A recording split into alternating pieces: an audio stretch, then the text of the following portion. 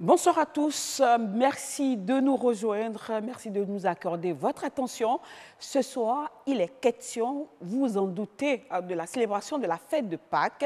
Les chrétiens commémorent la résurrection de Jésus-Christ. Jésus-Christ crucifié, ressuscité le troisième jour. Et depuis, les chrétiens commémorent l'avènement.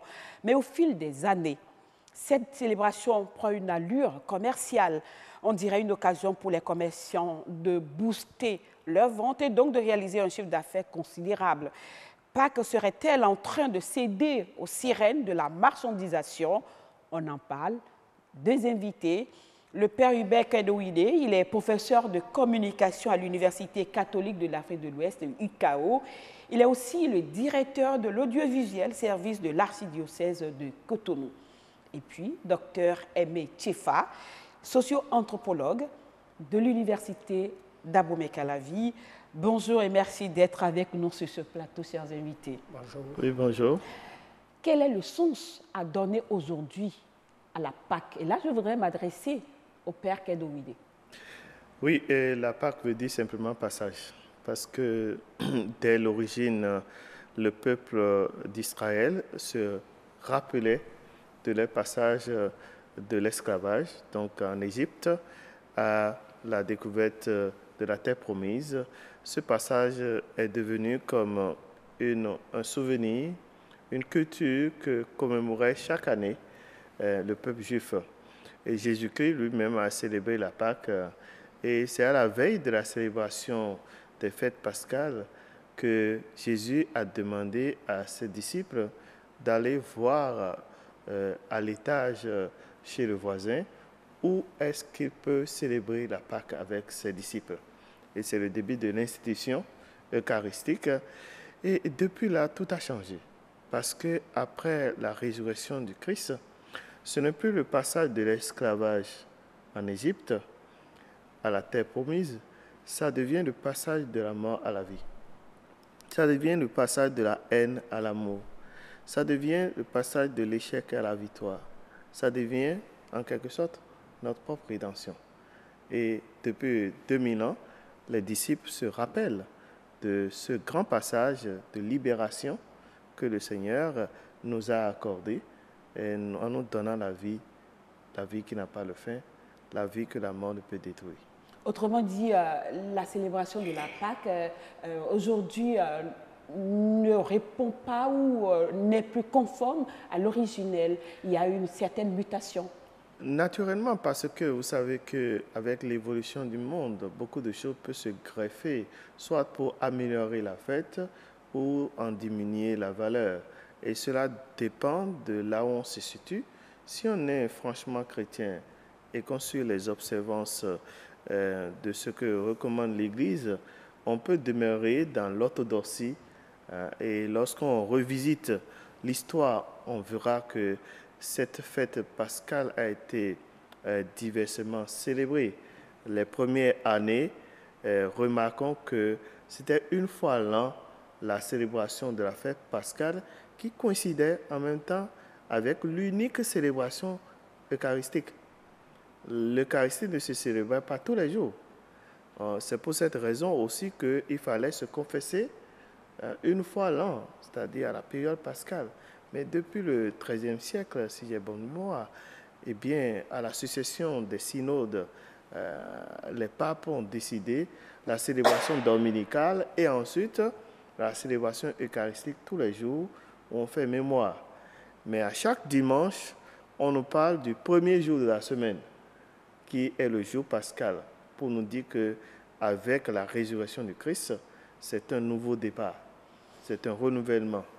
Et c'est ce que nous célébrons chaque année, partout dans le monde, dans l'Église, on célèbre la Pâque, non plus comme on le fait une fois en passant, mais on le fait une fois en passant, ce qui est le souvenir vraiment de la fête, et on rappelle cela tous les dimanches, voire tous les jours de la semaine. Ben, nous allons parler de la Pâque. au-delà de la religion ce soir. Alors, avoir le commerce qui s'organise autour de cette fête, certains redoutent que l'intérêt économique ne finisse pas par prendre le pas sur la dimension spirituelle. Comment décrivez-vous, comment expliquez-vous ce phénomène, vous, en tant que sociologue, socio-anthropologue? Expliquez-nous comment vous vivez ça aujourd'hui. Merci. Si vous observez, vous verrez que depuis certains temps, dans notre pays, enfin, je m'appesantis beaucoup plus sur le Bénin parce que c'est à cause de ça que vous m'avez appelé. Donc, si je m'appesantis beaucoup plus sur ce qui se passe au Bénin, vous allez voir que en période pascale, c'est-à-dire entre mars et avril, beaucoup de boutiques écrivent offre de Pâques. Il y a beaucoup de boutiques de vente d'accessoires divers, que ce soit des cosmétiques, de l'alimentation, des GSM. Ils écrivent offre de Pâques, donc on vous fait des réductions, on booste la consommation. De l'autre côté, lorsque vous allez sur les plages, notamment à Fige-Rossay par exemple, vous allez voir des stand-in. On vous parle également du marché de Pâques qui en réalité est toute une foire. Et plusieurs produits de chez nous et des produits venus d'ailleurs, de toutes les gammes, de toutes les sortes et de toutes les catégories sont exposés. Alors les gens viennent donc visiter ces produits-là, s'en approprient, en achètent, s'en procurent selon leurs besoins. Il y a également des communautés, notamment par exemple les communautés ayant en partage le lac Aimé, qui ont retenu ce jour-là pour se voir, parler de leur développement, réchauffer leurs liens de fraternité et d'amitié. Donc des artistes sont invités pour se produire. Il y a des concerts géants, ils mangent, c'est l'aspect festif. De l'autre côté, dans les familles, vous allez voir avec les voisins, on retient ce jour pour parler, puis faire table rase sur un certain nombre de conflits. Donc c'est une opportunité où tout bouge. On dépense beaucoup d'argent, on achète beaucoup de choses, les ménages consomment, et puis qui dit fête dit également tout cela. Qui dit fête dit également tout ça, c'est un ensemble. Comment appréciez-vous, mon père, j'ai envie de vous appeler mon père, cette approche mercantile de l'une des fêtes les plus importantes de la liturgie chrétienne? L'économie a toujours côtoyé la spiritualité. Vous vous rappelez que Jésus lui-même a été obligé de faire un fouet et pour chasser les marchands du temple en leur disant ne faites pas de la maison de mon père une maison de bandits et de trafiquants. C'est pour vous dire que cette économie, quand vous allez en Terre Sainte aujourd'hui et vous voulez faire le chemin de croix pour prendre le même chemin qu'a emprunté Jésus-Christ jusqu'au Golgotha, vous allez frairer le chemin au milieu des marchands qui vendent toutes sortes de choses, bougies, encens, croix, etc., etc., pour dire que, évidemment, tout ce qui est organisation sociale, il y a du commerce autour. Il faut non seulement visiter la Pâque, mais déjà à Noël. On commence par annoncer Noël, même dans les pays où les gens renoncent à la foi ou à la pratique chrétienne. Ce sont les premiers à annoncer Noël et des réductions de Noël. Et ensuite, nous avons... Mais ils sont guidés par le profit. Oui, puisqu'on est dans un monde où tout est à la remorque de l'économie. Même il y a une fête avant Noël, la fête des morts, Halloween, c'est aussi ça. Et nous voyons Saint-Valentin avec tout cela.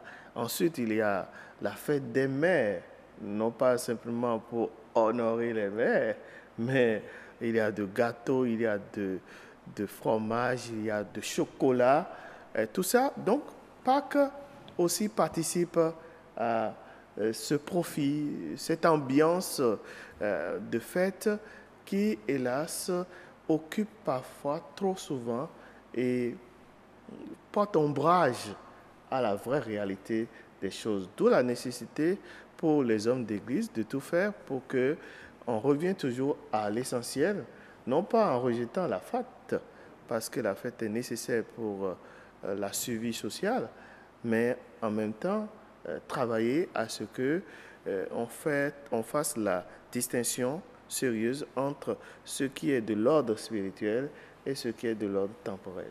Est-ce que ce que nous observons aujourd'hui n'a pas une explication lointaine? J'ai envie qu'on fasse une réflexion.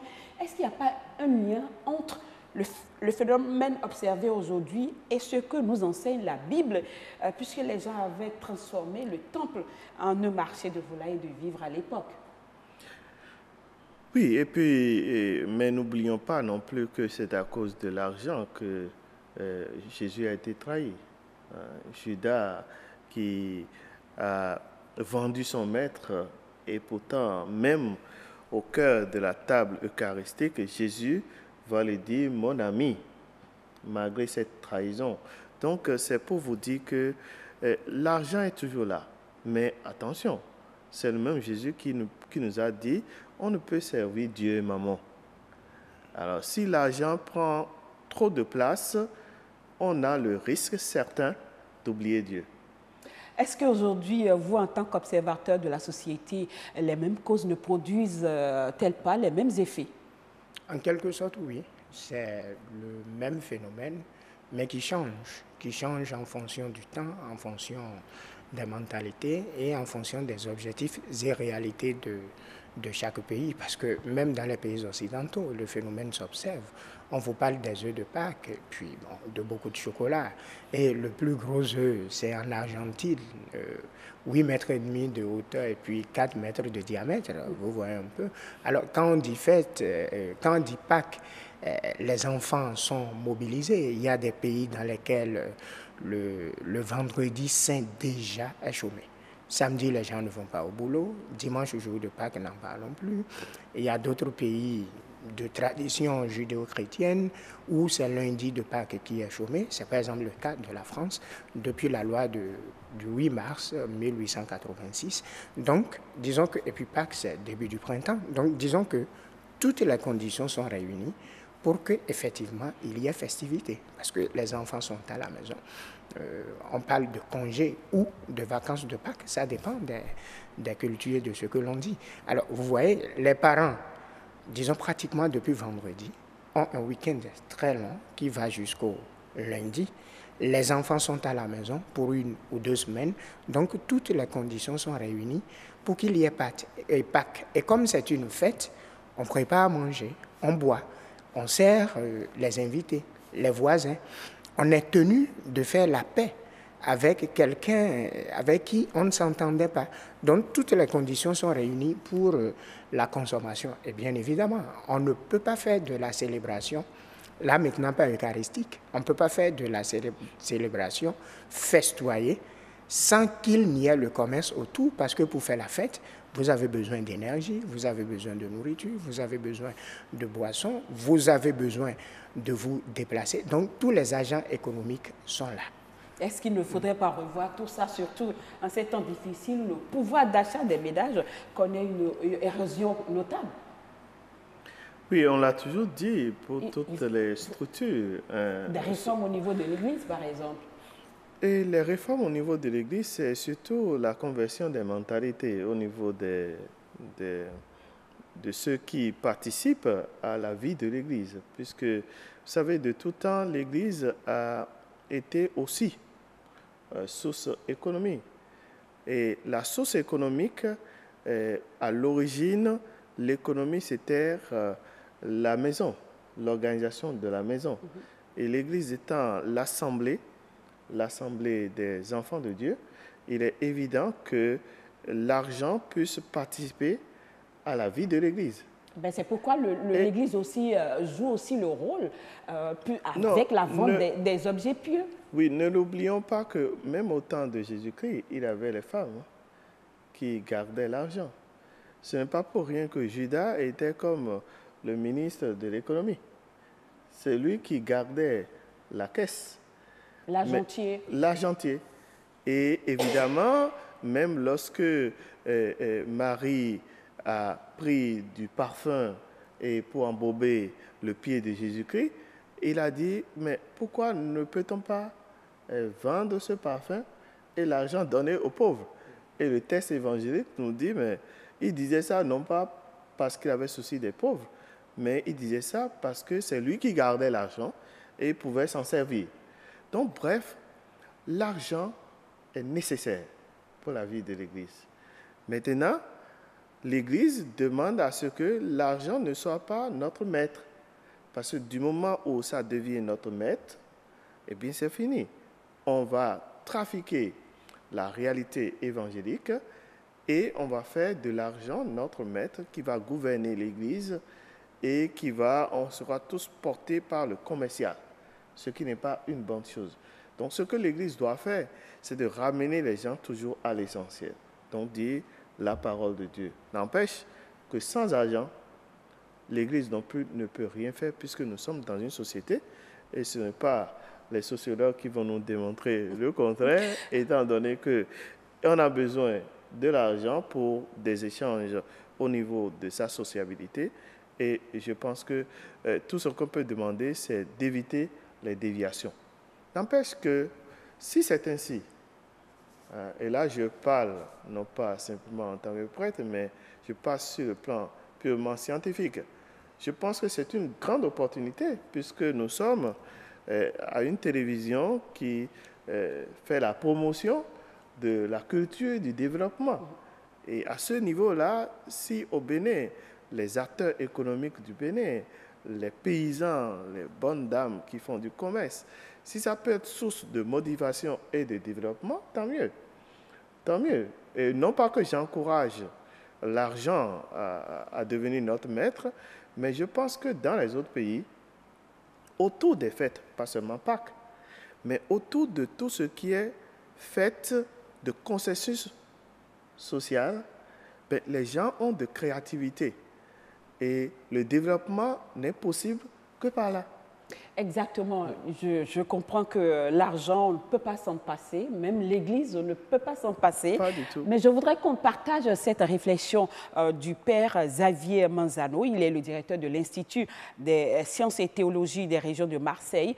Et je cite, il dit ceci: « Manger, festoyer à Pâques, ce n'est pas gênant, bien au contraire, mais à condition que les gens puissent se rappeler cette dimension symbolique et symbolique et spirituelle, et qu'ils ne fassent pas la fête simplement parce que cela figure au calendrier. » Fin de citation. Qu'est-ce que ces propos vous inspirent?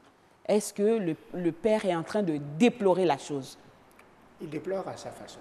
Mais bon, je crois que, à mon avis, le problème ne se pose pas. Je vous l'ai dit. Bon, maintenant, il faut que je le dise beaucoup plus et beaucoup plus directement. Quand il y a fête, on mange, on boit. On ne peut pas éviter ça. Et pour manger, pour boire, il faut de l'argent. On se déplace aussi, on s'habille aussi. Et ce n'est pas parce que c'est Pâques qu'il ne faut pas faire ça. À mon avis, il faut justement faire ça parce que c'est Pâques. Pourquoi? Parce qu'il y a la joie de la résurrection du Christ. Écoutez, pour les chrétiens, je crois que c'est la fête la plus importante. Pourquoi? À cause de sa symbolique. Le Christ a connu une passion, il est mort, puis il est ressuscité des morts aux vivants. Donc, il a vaincu la mort. Et c'est ça l'espérance fondamentale qui est celle des chrétiens. C'est-à-dire, le Christ a vaincu la mort.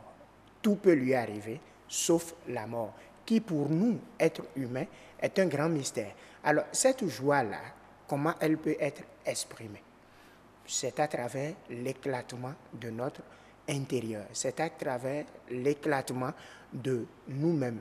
Toutefois, ce qu'il y a simplement à apporter comme bémol, beaucoup de gens qui se mobilisent sur les plages, dans les communautés, au lac Aimé, en train de festoyer, ne peuvent même pas vous définir Pâques.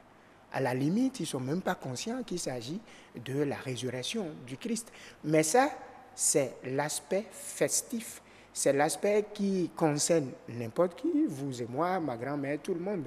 Mais l'aspect spirituel dont eux autres, ils sont gardiens, ils savent très bien ce que c'est.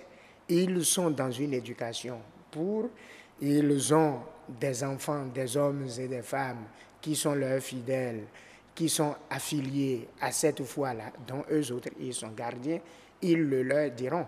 Mais lorsque vous voyez par exemple un musulman ou un bouddhiste à la plage un lundi de Pâques, ne lui demandez pas de savoir forcément ce que c'est que Pâques, parce que lui n'est concerné que par l'aspect festif. Et une fête développe 4 fonctions.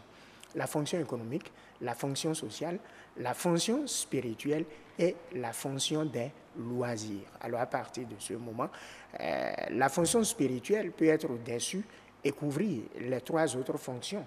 Mais n'en déplaise que les 3 autres sont beaucoup plus expressifs. Comment pouvez-vous voir quelqu'un qui exprime sa foi? Il n'y a pas un instrument pour mesurer la foi. Et il n'y a pas de paire de lunettes spécifiques pour voir la foi.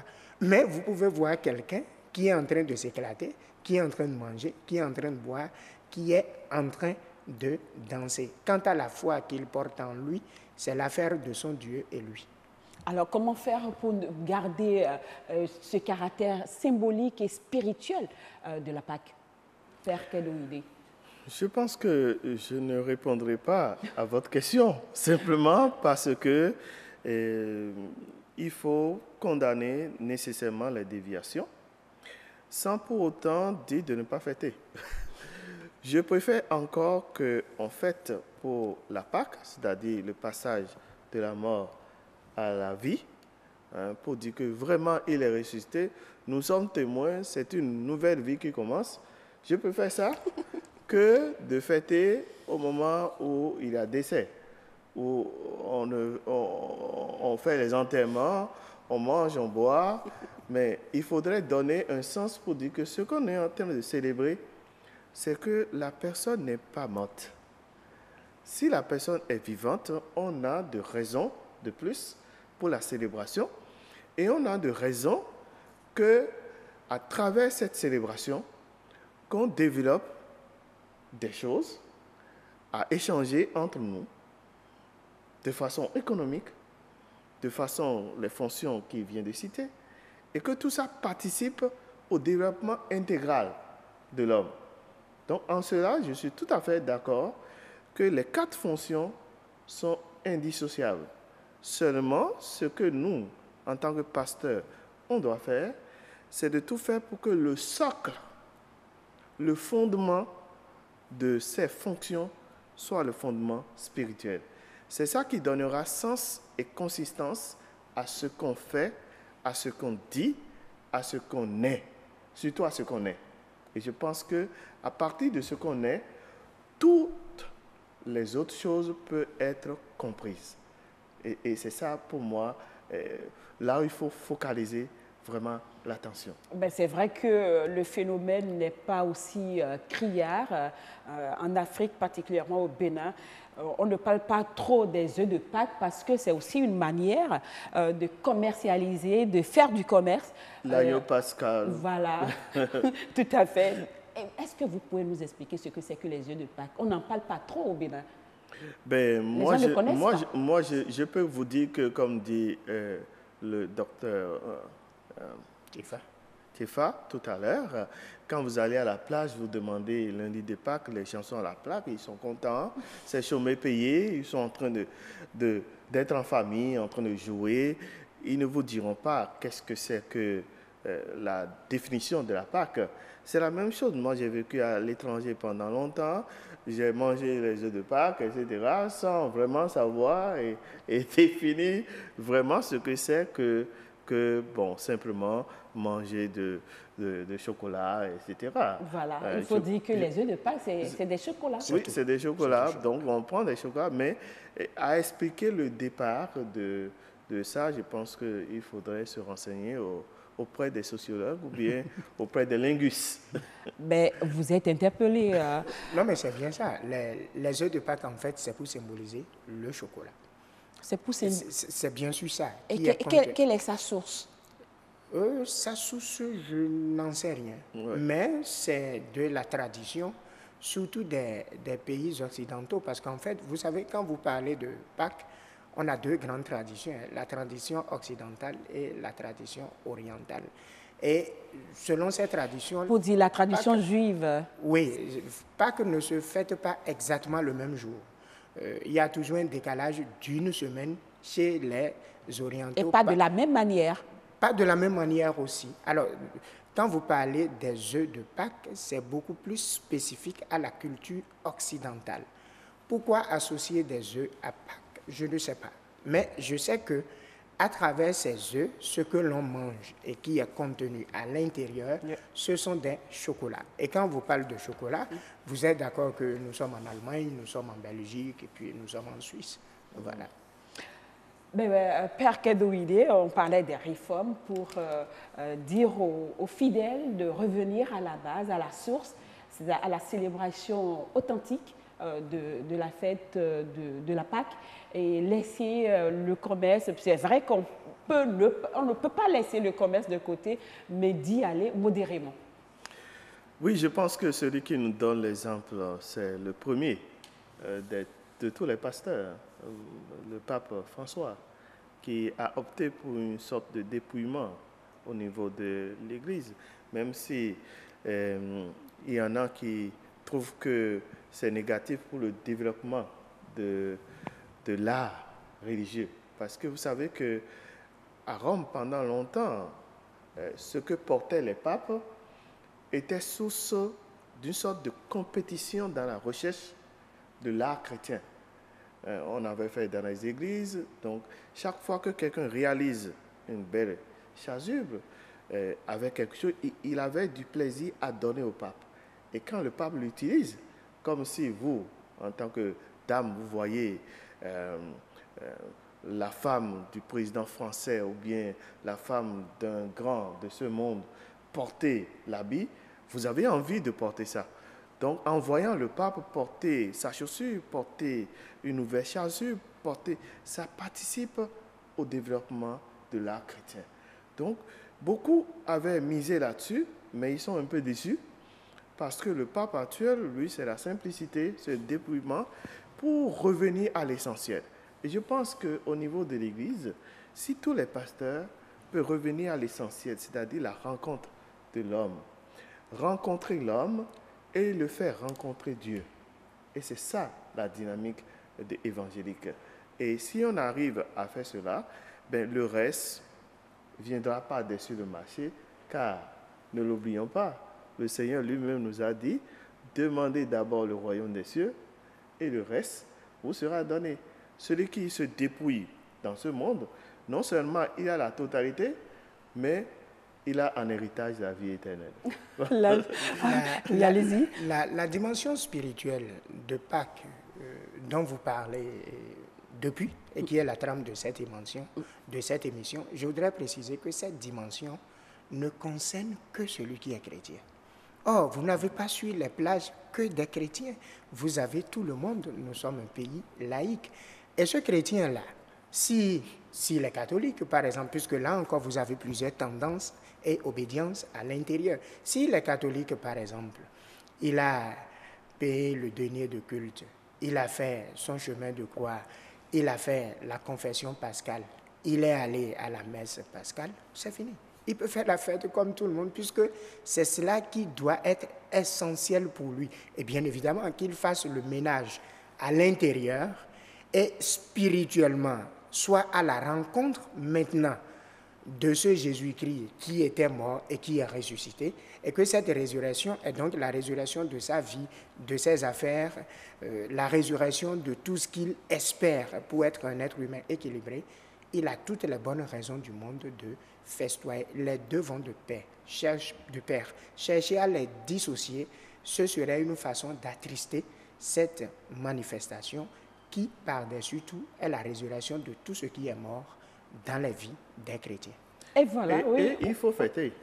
Il faut fêter parce que ça me vient à l'esprit l'histoire que Jésus lui-même nous a donnée du Fils perdu et retrouvé.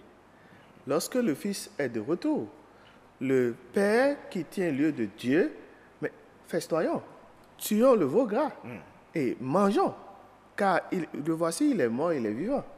Et je pense qu'il faut fêter. Maintenant, ça ne concerne pas tout le monde, et je pense que c'est cela pour toutes sortes de fêtes. Lorsque les musulmans fêtent et que c'est chômé payé, moi je ne suis pas musulman, mais j'ai des amis à l'Adi qui m'apportent des cuisses d'agneau. Et je mange, je déguste bien. Voilà, et ce sera votre mot de fin. Nous sommes pratiquement à la fin de cette émission.